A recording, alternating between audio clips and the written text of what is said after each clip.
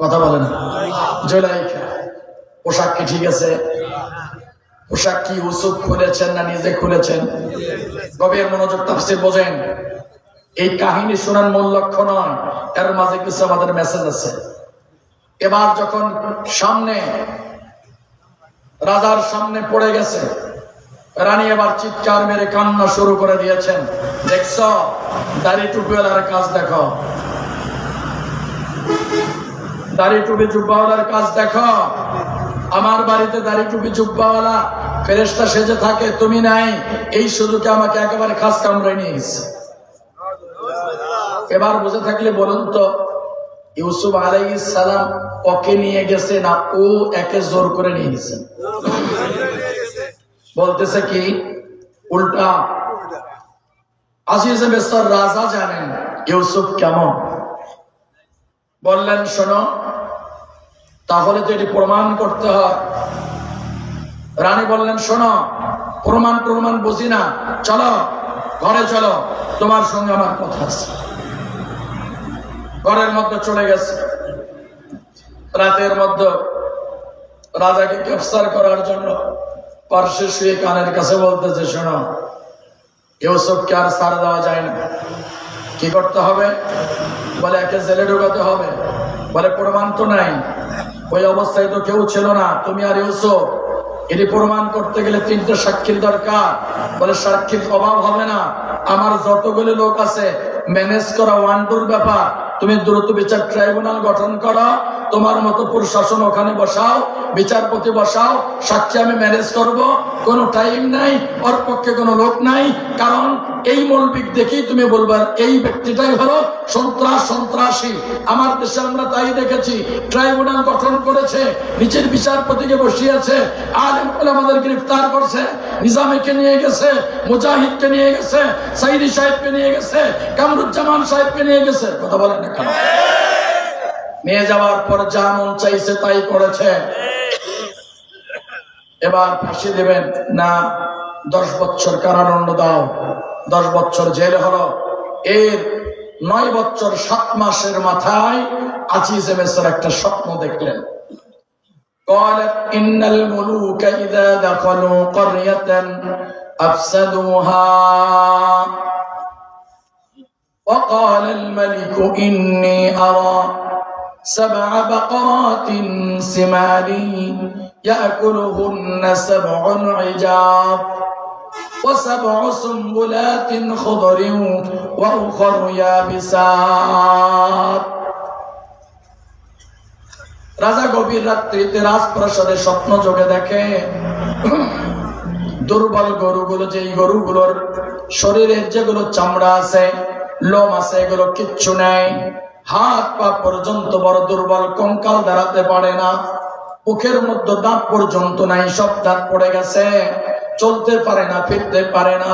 এমন দুর্বল 60টি গরু, মোটা তাজা হুষ্ট-পুষ্ট 60টি গরুকে কামড়ায় খাচ্ছে। দুর্বল শীষ, চিটাযুক্ত শীষ, ধান যুক্ত শীষ গুলোকে খেয়ে ফেলছে।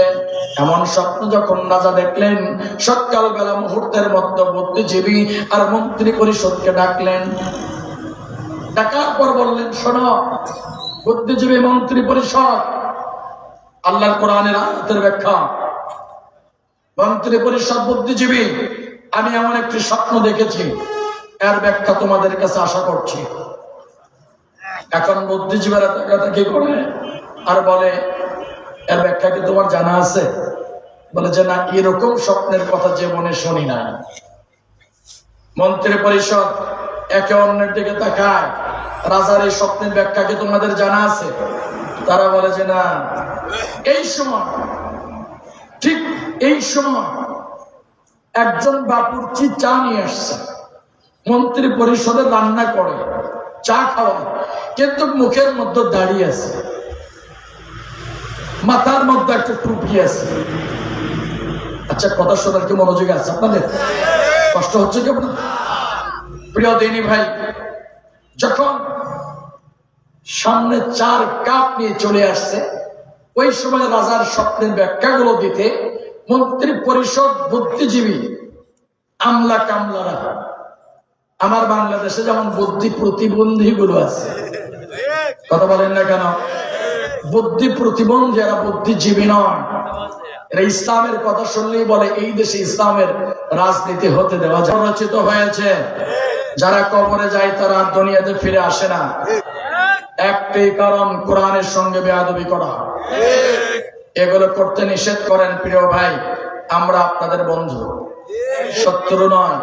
আমরা একই বাসায় ছিলাম, একই ছাদের নিচে ছিলাম, সুতরাং আপনাদের আমরা শত্রু বানাতে চাই না। আমরা এখনো একই বাসায় থাকতে চাই। আমরা থাকবো ততক্ষণ, আপনারা কোরআনের পক্ষে থাকবেন যতক্ষণ। যেদিন কোরআন বিদ্বেষী হয়ে যাবেন, সেদিন আপনাদেরকে আমরা তালাকে বয়ান দিতে আমাদের অন্তর কাঁপবে না। আমাদের সঙ্গে কে থাকলো দেখার কোনো টাইম থাকবে না। সুতরাং আপনাদেরকে মেসেজ দিলাম, ঠিক হয়ে যান। আমার প্রিয় দিনী ভাই, আসুন মূল তাফসিরে যাই। এখন কাজের লোক বাপুরচি, মাথার মধ্যে কি টুপি, মুখে কি দাঁড়িয়ে, উনি মুস্কি হাসিতে বললেন, রাজা আপনার স্বপ্নের ব্যাখ্যা আমার কাছে খুব সহজ। এবার বলুন তো, মন্ত্রী পরিষদ আর বুদ্ধিজীবীদের ইজ্জত কি আর আছে? একটা বাপুরচি ও যখন এই কথা বলছে, শাহরিয়ার কবিরের মতো এইরকম বুদ্ধিজীবী দাঁড়ায় বলে, বেটা তুই জঙ্গি, তুই এই কথা বললি কেমনি? উনি বললেন, আমার জঙ্গি বলে তো 3 বছর জেল খাটাইলেন। আমি একদিন রান্না করেছি, আপনারা খাইলেন, পাতলা পায়খানা হলো, আপনারা বললেন ওই জঙ্গিটা বিষ মিশিয়েছে, এই জন্য আমার জেলে ঢুকাইলেন। আর রব্বে করিমের কি ফয়সালা, আমি গিয়ে পড়লাম ইউসুফ যেই রুমে ছিল ওই রুমে। আমি স্বপ্নে দেখলাম, ওই স্বপ্নের কথা ইউসুফকে বললাম। ইউসুফ বললেন, আগামীকাল তুমি এই মামলার থেকে পরিত্রাণ পাবে, খারিজ হবে, তোমার কোনো মামলা থাকবে না, মুক্ত বাতাসে তুমি চলে যাবা। পরের দিন তাই হলো। আমার মন বলছে এর জবাব আমার কাছে আছে, কিন্তু ওই সিচুয়েশনে ইউসুফের নাম বলেনি। রাজা বাসায় গেলেন, রাতের বেলা ডাকলেন, ডেকে বললেন, এদিকে তুই যে বললি খুব সহজ, বল স্বপ্নের ব্যাখ্যাটা কি রে? তখন বললেন, রাজা আপনি স্বপ্ন দেখেছেন রাজপ্রাসাদে, আর জবাব আছে জেলে। চিৎকার মেরে বলেন আল্লাহু আকবার। আমরা বারবার বলেছি হাসিনাকে, আপনি যদি বাঁচতে চান, আপনি যদি দীর্ঘদিন ক্ষমতায় থাকতে চান, ওলামায়ে কেরাম নিরপরাধ নির্দোষ মানুষদেরকে জেলখানা থেকে মুক্ত করে দেন, নইলে জেলখানার কান্নার আওয়াজ আরশে আজিমে যাচ্ছে। আপনি থাকতে পারবেন না, টিকে থাকতে পারবেন না, পারবেন না, পারবেন না। স্বপ্নের ব্যাখ্যার মিলটা আপনি দেখেন। ইউসুফ আলাইহিস সালামকে নির্বাহী পাওয়ারে বের করে নিয়ে আসা হলো। ইউসুফ আলাইহিস সালাম শুনলেন, বলে আপনাকে রাজা ডেকে পাঠিয়েছেন, নির্বাহী পাওয়ারে আপনাকে মাফ করে দিয়েছেন। ইউসুফ আলাইহিস সালাম বললেন, কারো দয়ার দানের পাত্র হব না, আর মাত্র কয়েক মাস বাকি আছে, আমি পরিপূর্ণ শাস্তি ভোগ করে আমি বের হব। আমার প্রিয় ভাই, দিলটাকে নরম করে দেন, চলেন সামনে যাই। ইউসুফ আলাইহিস সালাম বের হয়ে চলে আসলেন। প্রত্যেকটি নবী ও রাসূল নিষ্পাপ মাসুম, এবং নবী রাসূলগণ কখনো কারো সঙ্গে কোনোদিন বেয়াদবি করে না। চলে আসছেন, আসার পর রাজা ডাকতে বললেন, বেটা ইউসুফ। উনি বললেন, জাহাপনা কি বলতে চান বলেন। তখন বললেন, বেটা আমি এমন একটা স্বপ্ন দেখেছি, স্বপ্নের ব্যাখ্যার জন্য তোমারে ডেকেছি। ইউসুফ আলাইহিস সালাম সর্বপ্রথম জিজ্ঞেস করলেন, রাজাজি আমি দীর্ঘ 10টি বছর কারাভোগ করতেছি, আপনি সর্বপ্রথম বলেন আমি জেলখানায় গেলাম কেন, কোন অপরাধের কারণে 10 বছর আমাকে জেল দিয়েছেন? জবাব চাই, জবাব দাও। রাজা ডাকতে বললেন, ইউসুফ আমি তো তোমার জেল দেই নাই, যে জেল দিয়েছে সে হচ্ছে রানী। তাহলে আপনি রানীকে ডাকেন। জুলাইখাকে ডাকা হলো। জুলাইখার সামনে চলে আসছেন। 10 বছর পর যখন ইউসুফের চেহারার দিকে তাকিয়েছেন, মুহূর্তের মধ্যে জুলাইখার অন্তরটা নরম হয়ে গেছে। ওই জায়গা থেকে ভালোবাসতো, কথা বলে না, এই ভালোবাসা কি কমে গেছে? 10 বছর পর বিদেশ থেকে আইসা দেখেন আপনার প্রেমিকের বিয়ে হয়ে গেছে, তারপরে মন চাই এবার ফোন নাম্বারটা দিই ভাই, কার কাছে জানা আছে দেশ না। হ্যালো, আমি সালমান শাহ বলছি না, কেমন আছো? বলে আমার তো বিয়ে হয়ে গেছে, আমার চিন্তা করো না। বলে একবার শুধু তোমারই দেখতে চাই, একবার শুধু সুন্দর মুখখানা দেখতে চাই। ওই যে প্রেমের পেতনি নাকি ভাল লাগে, কথা বলে না। তার মানে আপনারা করছেন নাকি?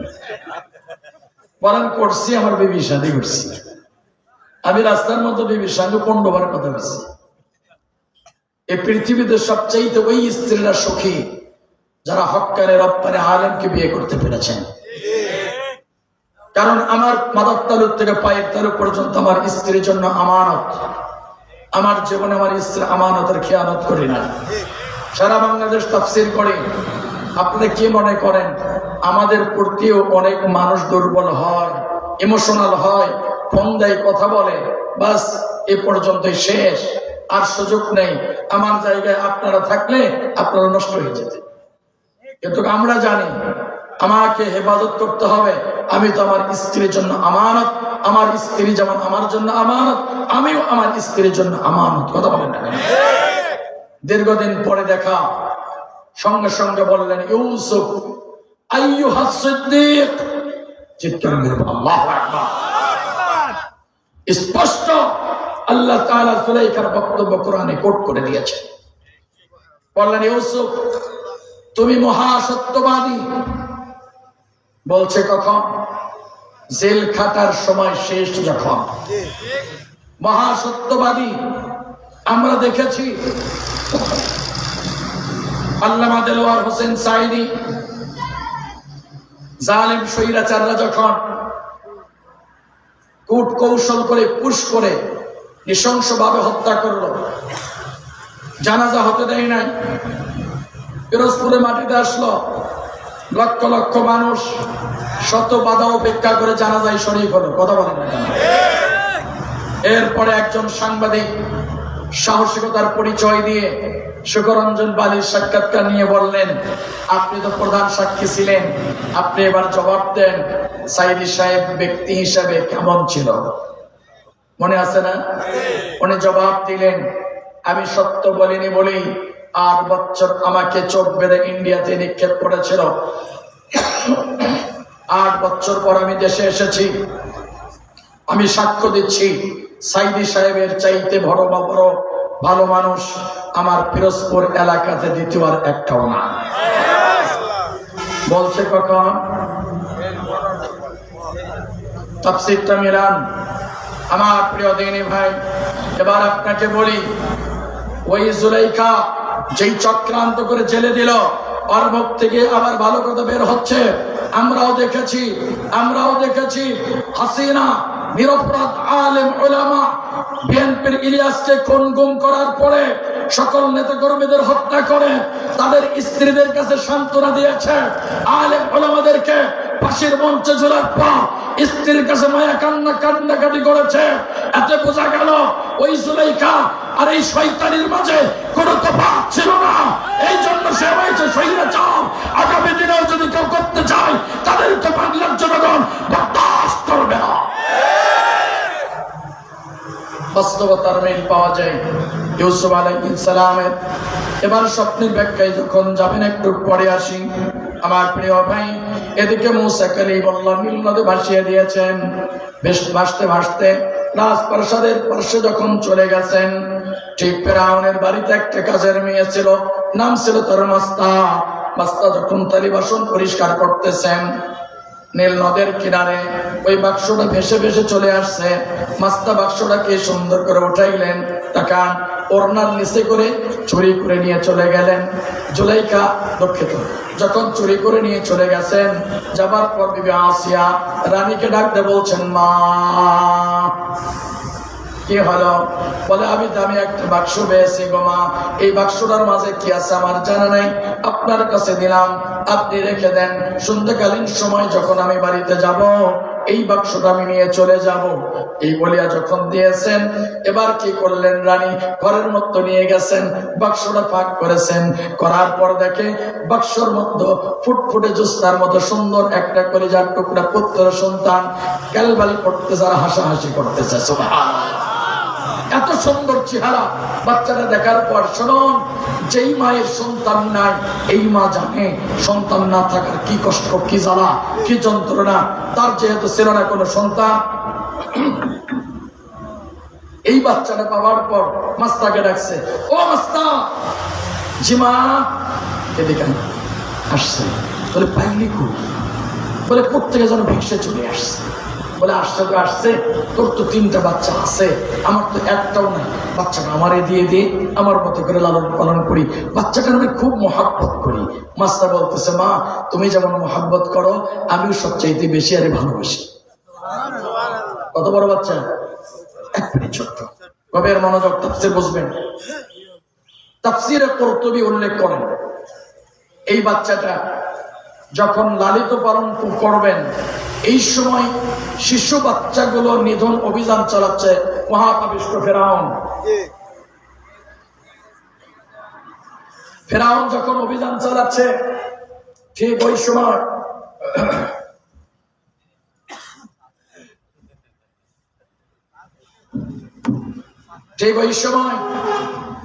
এই বাচ্চাটাকে রাখার জন্য ফেরাউনকে ডাকলেন। চোখের পানি ছেড়ে দিয়ে স্বামীর দুখানা পা জোরে ধরলেন। রানী ধরে বললেন, স্বামী গো, আপনি যত বাচ্চা অভিযান চালান, হত্যা করেন, আমার কোনো আপত্তি নাই।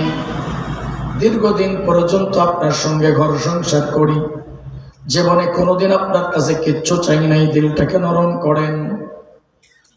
আমার প্রিয় দিনী ভাই, আমার মা ও বোন, যদিও বা আমার গলার তীব্র ব্যথা, গলা ভাঙ্গা, এরপরেও আমি প্রায় 1.5 ঘন্টা বয়ান শেষ করে ফেলেছি, কিন্তু আমার মূল তাফসীরটা যদি না করি বয়ান করে লাভ কি? এ কারণে আপনাদেরকে নিয়ে একটু সামনে অগ্রসর হতে চাই। বললেন, স্বামী জীবনে কোনো জিনিস আমি চাই নাই, একটি জিনিস আপনার কাছে ভিক্ষা চাই। দোকানে পা ধরেছেন, কারণ বিবি আসিয়া এই জালেম স্বৈরাচার অত্যাচারী শাসক, তারপরও পাটা ধরে সুন্দর করে ভিক্ষা চাইলেন এই বাচ্চাটারে। বললেন, আমি একটা বাচ্চা পেয়েছি, আপনার কাছে বাচ্চাটারে ভিক্ষা চাই। তখন বললেন, শোনো, বাচ্চাটার আমি ভাইবা নেব, এই বাচ্চা যদি ভাইবাই পাস করে, অর্থাৎ ইন্টারভিউ নেব, এটা কি আমার দুশ্মন নয় কি? এজন্য পরীক্ষা নেব, পরীক্ষায় যদি পাস করে বাচ্চাটা আমি রেখে দিব, আর যদি দুশ্মন হয় মুহূর্তের মধ্যে হত্যা করব। এবার রানীর অন্তর দূর দূর করে কাঁপা শুরু হয়ে গেছে, আর মালিককে চক্ষু বন্ধ করে ডাকতে বলে, আল্লাহ এই বাচ্চাটার অন্তরের মাঝে সুন্দর বুঝ তুমি দিয়ে দাও। এই বাচ্চাটা দেখা মাত্রই ফেরাউনের চোখ করে শীতল হয়ে গেছে। জোরে বলেন না কেন সুবহানাল্লাহ। এবার বাচ্চাটাকে লইয়া আস্তে করে কাছে নিয়ে চুম্বন করার জন্য গেছে। আল্লাহ কুদরতওয়ালা মুসা কালিমুল্লাহর বাম হাতের মধ্যে সবচাইতে শক্তি বেশি দিয়েছেন। এই বাম হাত দিয়ে আস্তে করে বাম গালের মতো থাপ্পড় লাগাইছে।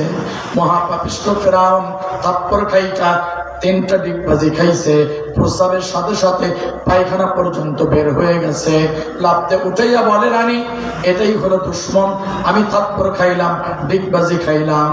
রানী বললেন, এই কথা যেন মানুষ না জানে, জনগণ যদি জানে তাহলে তারা বলবে আপনারে পাগল ভূতে ধরেছে। এতটুকু বাচ্চা থাপ্পড় মারলে লাগে, এই কথাটা মানুষ কোনোদিন বিশ্বাস করবে না।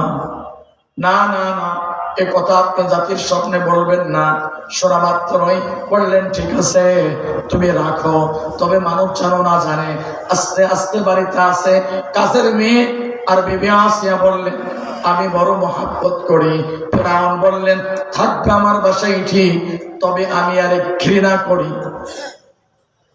স্ত্রী কাজের মেয়ে বলছেন ভালোবাসি, আর রাজা বলছেন ঘৃণা করি। বড় হয়ে গেছে, নবুয়ত প্রাপ্ত হয়েছেন। লা ইলাহা ইল্লাল্লাহ মুসা কালিমুল্লাহ জাতির সামনে দাওয়াত দিচ্ছেন, সঙ্গে সঙ্গে বিবি আসিয়া কাজের মেয়ে করে নিয়েছেন। একদিন কি করছেন, কাজের মেয়ে পালক মেয়ের মাথার চুলগুলো চেরুনে দিয়ে আশ্রাইতেছে, চেরুনিটা পড়ে গেছে, বিসমিল্লাহ বলে চেরুনে উঠাইছেন। পালক মেয়ে বাবার কাছে গিয়ে বলে, আব্বা আমাদের বাড়িতে কাজ করে, আমার বাড়ির বেতন নেই, আমার বাড়িতে খায়, আর আমাদের বিরুদ্ধে সে কথা বলে। বলে কি? বলে আপনি যে সেই পার্লামেন্টে আইন পাস করলেন, আনা রাব্বুকুমুল আলা, আপনি বড় খোদা, কিন্তু আব্বা আমার বাড়ির কাছের মেয়ে ও তো উপরওয়ালার কথা বলে চেরুনিটা উঠাইছে, মেনে নেওয়া যায় না, তাই নাকি? বলে হ্যাঁ, আর সহ্য করা যায় না। মুসা আলাইহিস সালাম দীর্ঘদিন পর্যন্ত আমার বিরুদ্ধে কাজ করছে, মুসাকে গ্রেফতার করেছেন, জেলে বন্দী করেছেন, অনুসারী দলের কর্মী, শপথের কর্মী যারা ছিল তাদেরকেও জেলে বন্দী করলেন। দীর্ঘদিন পর্যন্ত জেল কাটতেছেন, আর জেলখানার মধ্যে নিরপরাধ মানুষ যারা, তাদেরকে বলা হয় মাজলুম, আর যারা অত্যাচার করে তারা হলো জালেম। জেলখানার মধ্যবন্দী, জেলখানার থেকে মালিকের কাছে কথা বলে, মালিকের কাছে কাঁদে, আর এদিকে কাজের মেয়ের উপর জুলুম অত্যাচার শুরু হয়ে যাচ্ছে। এদিকে মুসা আলাইহিস সালাম এক পর্যায়ে সহ্য করতে পারছেন না, আল্লাহকে ডেকে বলে, আল্লাহ আপনার মদত চাই, আপনার সাহায্য চাই। আল্লাহ তাআলা বললেন, আপনার পরীক্ষা নেওয়া শেষ, আগামীকাল সকালবেলা জেলখানা থেকে বের হবেন, সমুদ্রের নীল নদের ওপারে আপনার জন্য, আপনার দলের নেতাকর্মী সকলের জন্য সুন্দর বাসস্থানের ব্যবস্থা আমি আল্লাহ করে দিয়েছি। সকলের জন্য বাসস্থান, সুন্দর বাড়ি, বিল্ডিং বাড়ি, কারণ আপনার ইসলামিক আন্দোলন করেন বলেই আপনাদের ঘর বাড়ি গুড়িয়ে দিয়েছে, আপনাদের চাকরি কেড়ে নিয়েছে, আপনাদেরকে পঙ্গু করেছে, জেলের ভাত খাওয়াইছে। কথা বলেন না কেন? বাংলাদেশের ইসলামিক আন্দোলনের সঙ্গে যারা সম্পৃক্ত ছিলেন, যারা সরকারি চাকরি করতেন, তাদের কি চাকরি ছিল? জোরে বলেন না কেন? চাকরি ছিল না। আমাকে বহু মাহফিল থেকে সরে দিয়েছে, আমাকে জেলে দিয়েছে 5 বার। আমি যে কওমি মাদ্রাসায় খেদমত করি সেখানে পর্যন্ত আমাকে থাকতে দেয় নাই। আজ আমার মাদ্রাসায় আমার খেদমতের শুরু লগ্ন থেকে আজ 25টি বছর আমি খেদমত করছি। আপনাদের দোয়া, আল্লাহর মেহেরবানি, আমার শুধুমাত্র ভালোবাসার লোক বাড়ছে, আমার শত্রু কখনো হয়নি, শুধুমাত্র শত্রু হয়েছিল আওয়ামী লীগের জেলা চামুন্ডার শয়তানগুলোরা। বাংলাদেশে আপনি তদন্ত করে দেখবেন, একজন আলেম এর দুশ্মন, এর শত্রু কেউ নয়, সব আওয়ামী লীগের লোক। আমার প্রিয় ভাই, খেয়াল করুন, আল্লাহ তাআলার জন্য যদি আপনি অবিচল থাকেন, ইন্নাল্লাযীনা ক্বালু রাব্বুনাল্লাহ সুম্মা ইসতাকামু তাতানাজ্জাল আলাইহিমুল মালাইকাতু আল্লা তাখাফু ওয়া লা তাহজানু ওয়া আবশিরু বিল জান্নাতিল্লাতী কুনতুম তুআদুন। চিৎকার বের করেন আল্লাহু আকবার। প্রিয় দিনী ভাই, কথা খুব লম্বা হয়ে যাচ্ছে, সংক্ষেপ করি। আল্লাহ তাআলা বললেন, সকালবেলা আপনি মুক্ত বাতাসে বের হবেন। বলে আল্লাহ, ইউনিয়ন পরিষদ থেকে সুপ্রিম কোর্টের প্রধান বিচারপতি পর্যন্ত এ জালেম, এই ফেরাউন ওর মতো করে লোক বসাইছে, আপনি আমারে কেমনে বের করবেন? আল্লাহ বললেন, আরে ও তো বলছে সবকিছুই করছে, ও তো পার্লামেন্টে আইন পাস করছে, ও বড় খোদা, ওর কথা মতো আমি ছোট খোদা, সমস্যা নাই, আগামীকালকে খেলা হবে। কথা বলেন কি হবে? জোরে বলেন কি হবে? কে বলছেন? আল্লাহ বলছেন। আমাদের বাংলাদেশে কাউয়া বলতো খেলা হবে, মনে গেছে আপনাদের? রাখেন পোষা কথা। আল্লাহ বললেন কালকে খেলা হবে। সকালবেলা দেখেন জেলখানার গেট সব খোলা। আপনারা জানেন, একটা ইতিহাস থেকে কথা বলি, এই পৃথিবীর স্বৈরাচার মোড়ল হচ্ছে আমেরিকা। আফগানিস্তানকে আক্রমণ করলো, আফগানিস্তানের সব জায়গায় আমেরিকার পুতুলদেরকে বসানো হলো, আর আফগানিস্তানের প্রত্যেকটি ঘরে ঘরে সন্তান জন্ম নিলে নাম রাখতো মুজাহিদুল ইসলাম, ইসলামের মুজাহিদ। আল্লাহু আকবার বলেন না কেন? এবং জন্মের পর সন্তানের কাছে ওসিয়ত করতো, মা দেখো ওই শয়তানদের দ্বারা আমি ধর্ষিত, তোকে ইসলামের জন্য মুজাহিদ বানাচ্ছি, তুই বড় হবি, অস্ত্র চালাবি, ওর বুকে ইট নিক্ষেপ করবি, গুলি চালাবি, দুশ্মনকে তুই ধ্বংস করবি, এটি আমার শপথ, তুই জীবন দিবি, আল্লাহর কাছে আমি শহীদের মা হতে চাই। চিৎকার করে আল্লাহ। শেষ 25টি বছর পর আমেরিকা মনে করলো আফগানিস্তান আমাদের হয়ে গেল। 25 বছর শাসনের পরে আমরা দেখলাম মুজাহিদদের কাছে নিরঙ্কুশ পরাজয় বরণ করে প্লেনের উপর জায়গা হলো না, চাকা ধইরা পাখার মধ্যে ঢুকে বলে সাইরা দে মা বাইসা মুনি। কথা বলেন না কেন? সুতরাং আল্লাহর মা, জগতের মা। কষ্ট হচ্ছে আপনাদের? একবারে শেষ পর্যায়ে মুসা আলাইহিস সালাম সকালবেলা দেখলেন গেট খোলা, বের হয়ে গেলেন। ফেরাউনের কাছে খবর গেল মুসা পালাইছে। স্বরাষ্ট্রমন্ত্রীকে বললেন, এ মগা মগা আলমগীর, খবর কি? তুমি তো স্বরাষ্ট্রমন্ত্রী, তুমি তো সবসময় বড় বড় বাউল ফাউল কথা বলো যে দেশে আইন শৃঙ্খলা বাহিনী খুব টকবকে মজবুত, কোন সমস্যা নেই। মুসা পালালো কেমনি রে? ওই রানা প্লাজা ভাঙলো কেমনি? জামাত আর বিএনপি দুইজন মিলে খুঁটি ধইরা ধাক্কা মারছে। মনে কি আছে আপনাদের?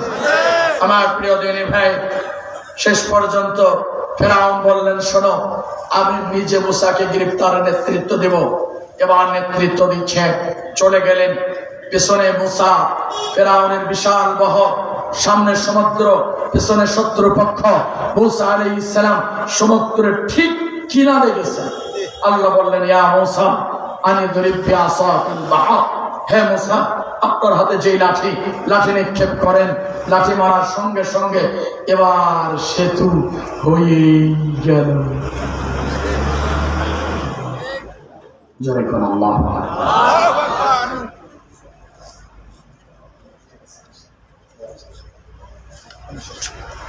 কষ্ট হচ্ছে আপনাদের? এবার বললেন হয়েই গেল। শুনছিলেন কি এরকম বাংলাদেশে বক্তব্য?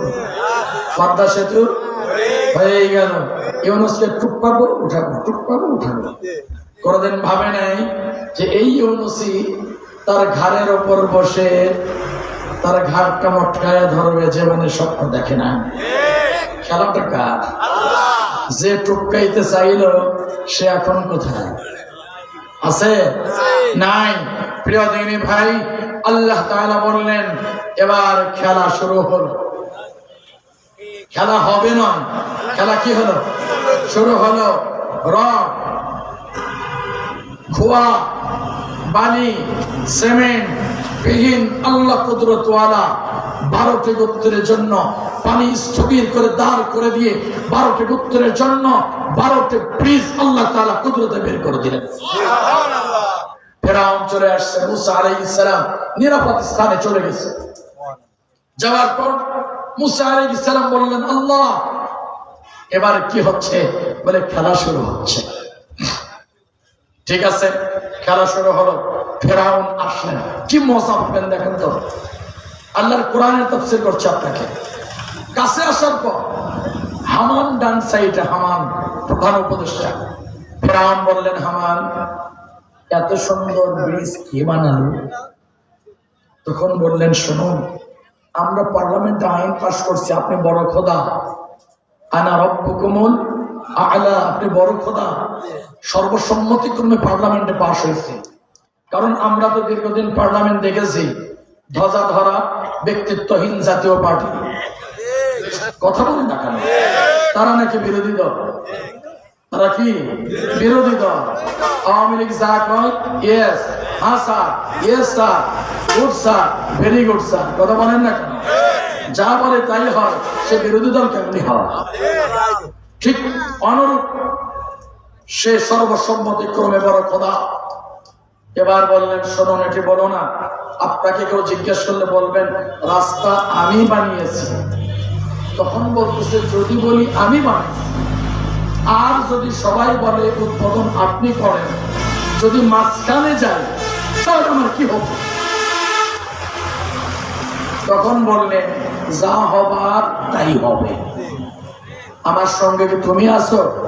হামান ডাক বলে, নেতা কর্মী বলে আপনার সুবিধা আছে যেখানে আমরা আছি ওখানে, বিপদ আছে আপনার যেখানে আমরা কেউ নয় ওখানে। হাসিনার নেতা কর্মীর অভাব নাই, যেখানে যাবেন সেখানে জয় বাংলা, যেখানে যাবেন সেখানে জয় বাংলা।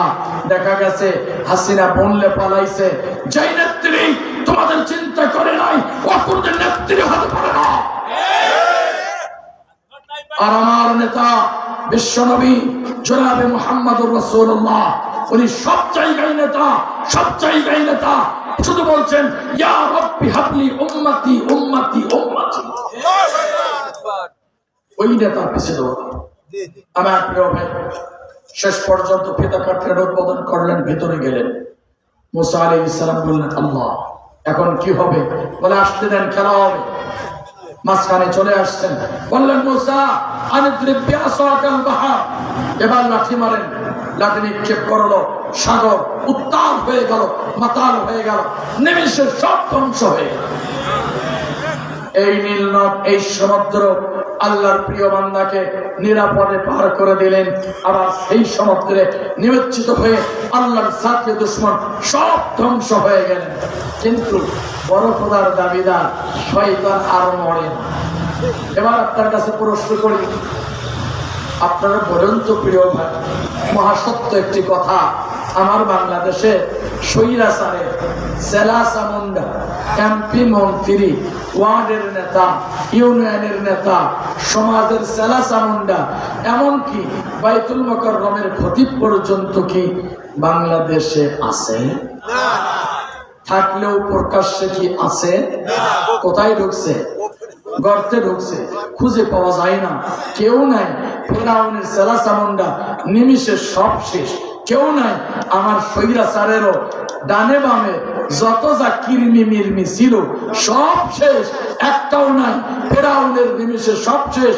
বড় শয়তান মরে নাই, আমার দেশেরও বড় শয়তান আর সহকারী শয়তান দুটা মরে নাই, এখনো আনা আছে দাদা বাবুর কাছে। মাঝে মধ্যে উকি উকি মারতেছে, ফেরাউন উকি মারতেছে, পানি খায় আর মাথা উঁচু করে উকি মারে, মুসা বাঁচাও বেটা, বিপদে পড়ছি বাঁচাও। মুসা আলাইহিস সালাম বললেন লা, কখনো না। বললেন শোনো, তুমি মাফ না করলে কি হবে? মুসা আমি তোমার আল্লাহর প্রতি ঈমান আনবো। সঙ্গে সঙ্গে বললেন আমানতু। আল্লাহর কোরআন আল্লাহ কোট করে দিয়েছেন, আল্লাহ তাআলা কোরআনে কোট করে দিয়েছেন আমানতু আন্নাহু লা ইলাহা ইল্লাল্লাযী আমানাত বিহি বানু ইসরাঈল। ও মুসা, বনি ইসরাঈলের খোদা আপনার প্রতি ঈমান আনলাম, আর মারেন না, চুপড়ায়েন না, আমি তওবা করছি, আল্লাহ আমারে মাফ করে দেন।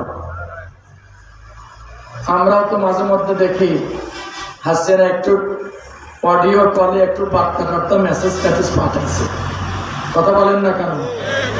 যখনই মেসেজ পাঠাচ্ছে তখনই কিন্তু এখন কি চলতেছে ভাই? কি হান একটা অপারেশন চলতেছে শোনা ভাই, যে লেভেল অপারেশন চলছে, কথা যত বলবেন তত মরবেন। ফেরাউন আল্লাহকে ডাকতেছে, আল্লাহ আপনার প্রতি ঈমান আনিলাম। আল্লাহ একবার দেখেন, আপনারা বলেন আল্লাহর কাছে মাফ চাইলে আল্লাহ মাফ করে না? মাফ করে, সকলকে করে না। জোরে বলেন না কেন? শেষ পর্যন্ত আল্লাহ বললেন আলা, এখন মাফ চাচ্ছ? জিবরাইল যাও, তার ঘাটটা ধরো, ধৈরা গুতা দাও, সমুদ্রের তলদেশে নিয়ে যাও, বাম হাত দিয়ে পচা কাদামাটি গুলো মুখের মধ্যে ঢুকাও, যাতে করে অপবিত্র জবান থেকে আমি আল্লাহর নাম যেন উচ্চারণ করতে না পারে। চিৎকার করবেন আল্লাহু আকবার। আমার প্রিয় দিনী ভাই, ওই আল্লাহ আছে না নাই? জোরে বলেন আছে না নাই? ওই আল্লাহর খেলা চলছে কিনা? এজন্য আসুন হুঁশিয়ার সাবধান, হুঁশিয়ার সাবধান। ওয়াদরাবাল্লাহু মাসালাল লিল্লাযীনা আমানু ইমরাআতা ফিরআউন, দুইজন মহিলা, একটা বিবি আসিয়া আর কাজের মেয়ে, দুইজন বলেছেন ছেলেকে বড় মহব্বত করি, এ দুইজন মরছে। কিন্তু আল্লাহ তাআলা এই শয়তান কর্তৃক নির্যাতনের মধ্য দিয়ে তাদের জীবন চলে গেছে। এবার মাস্তাকে যখন অত্যাচার শুরু করে দিল, মারতে মারতে রক্তাক্ত করে ফেলল, চোখের সামনে আপন কলিজার টুকরা সন্তানকে মারল। এবার বললেন, শুনলে মাস্তা, তোর সন্তানকে হত্যা করছি কারণ তুই মুসার করতে কেন ঈমান আনলি? তুই যদি বাঁচতে চাস তুই এখনো আমার প্রতি ঈমান আন। মাস্তা কাজের মেয়ে বললেন, না, আমার মালিক আল্লাহ, আমার জানের মালিক, ইবাদতের মালিক, আমার জান্নাতের মালিক, আমার রিজিকের মালিক যিনি, তিনি হচ্ছেন আমার আল্লাহ। বলে বলা যাবে কি সুবহানাল্লাহ। এবার যখন এত নির্যাতন জুলুম অত্যাচার সহ্য করছেন, হত্যা করলেন, কবরস্থ করা হলো। আমার আপনার নবীজি যেদিন মেরাজে চলে যাচ্ছেন, বাইতুল মসজিদুল আকসা পর্যন্ত চলে আসছেন, এই জায়গার মধ্যে কেবলমাত্র বরাত থেকে নেমেছেন, জান্নাতের সুঘ্রাণ রাসূলের নাকের মধ্যে আসতেছে। জিবরাইলকে ডাকলেন আর বললেন, ইয়া জিবরাইল, এই জিবরাইল, জান্নাতের খুশবু পাচ্ছি কোত্থেকে আসে? তখন বললেন, ফিরআউনের বাড়ির কাছের মেয়ে ঈমানের উপর অনল অবিচল থাকার কারণে তার উপর জুলুম অত্যাচার চলল, তাকে জালিম অত্যাচারী ফিরআউন তাকে হত্যা করেছে। কবর থেকে জান্নাতের ঘ্রাণ আসতেছে, আসবে কতদিন? ইলা ইয়াউমিল কিয়ামা, কিয়ামত পর্যন্ত কবর থেকে জান্নাতের খুশবু আসতেই থাকবে। এদিকে বিবি আসিয়া মৃত্যুর যখন প্রান্তরে চলে গেছেন, নির্যাতন করছেন, বিরাট বেড়েছেন, হত্যা করছেন, বললেন, আল্লাহ জান্নাতুল ফিরদাউস জীবিত অবস্থায় দেখতে চাই। জিবরাইলকে বললেন, ওয়াদরাবাল্লাহু মাসালাল লিল্লাযীনা আমানু ইমরাআতা ফিরআউন ইয ক্বালাত রাব্বি ইবনি লি ইনদাকা বাইতান ফিল জান্নাহ। যাও জিবরাইল, জান্নাতুল ফিরদাউস নিয়ে যাও। আসিয়া দেখতে চাইছে, ঈমানি পরীক্ষা দিয়েছে, অনল অবিচল ছিল, আমি জান্নাতুল ফিরদাউস তাকে দুনিয়াতে দিয়ে দিলাম। আমার প্রিয় দিনী ভাই, এজন্য এদিকে ইউসুফ আলাইহিস সালামের স্বপ্নের ব্যাখ্যা কি মনে হয়েছে আপনাদের? জি, স্বপ্নের ব্যাখ্যাটার বলি আমি মনোজাত করব। খেয়াল করুন, স্বপ্নের ব্যাখ্যা দিচ্ছেন রাজা, যেহেতু প্রমাণিত হলো। রানী বললেন, ইউসুফ আইয়ুহাস সিদ্দীক, হে ইউসুফ তুমি মহা সত্যবাদী। আরো একবার বলেন সুবহানাল্লাহ, তুমি সত্যবাদী। তখন বললেন রাজা, আপনি স্বপ্নে দেখেছেন দুর্বল গরু মোটা তাজা গরুকে কামড়ায় খাচ্ছে, এটি কি কোনোদিন সম্ভব? কথা বলেন না কেন? দুর্বল গরু যার দাঁত নাই সে মোটা তাজা গরুরে খাবে কেমনি? দাঁতই তো না। আচ্ছা, ছোটবেলা আপনাকে কবিতা পড়ছিলেন, বাবুরাম সাপড়ে কোথাজাস বাপড়ে, লাস্টের অংশ হলো, যেই সাপের দাঁত নাই, হাত নাই, পাও নাই, চলে না, ফেরে না, ওঠে না, বসে না, প্রশ্বাস করে না, সেই সাপ জানতো গোটা দুই আন্ত তেরে মেরে ডান্ডা। অথচ যেই সাপের দাঁত নাই, লড়ে না, হাঁটে না, কিচ্ছু করে না, তো ওই সাপ জানতো হয় কেমন? ওটা যেন রাজার স্বপ্নটা ওই রকম, যেই গরুর দাঁত নাই, চলতে পারে না, এই গরু মোটা তাজা গরুরে কামড়াই কামড়ে। ইউসুফ বললেন, শোনো, দেখেন আল্লাহ তাআলা নবীদেরকে, রাসূলদেরকে কত এলিমে পরিপূর্ণ করে দিয়েছে। সুবহানাল্লাহ। বললেন, আপনার যে মন্ত্রী পরিষদ, আপনি এমপি যাদেরকে বানিয়েছেন, প্রত্যেকটা মন্ত্রী এবং এমপি নরধম, মূর্খ, দেশ চালাবার মতো, মন্ত্রিত্ব চালাবার মতো কোনো যোগ্যতা রাখে না, আর তাদেরকে বড় বড় দায়িত্বের জায়গায় রেখে দিয়েছেন। যার জন্য চোরের কাজ কি? আপনাদের দেখে গাড়া চেনেন, ওই যে মুরগি ধরে খাটাস, আচ্ছা না, শিয়াল খাটাস, পরে যদি বলেন খাটাস রে, বড় হুজুর নিয়ে এসে ওয়াজ করা, একটা মুরগি আজ থেকে ধরবি না, এই বলিয়া মুরগির ঘোড়ার পাশে ওর থাকার জায়গা দিচ্ছে।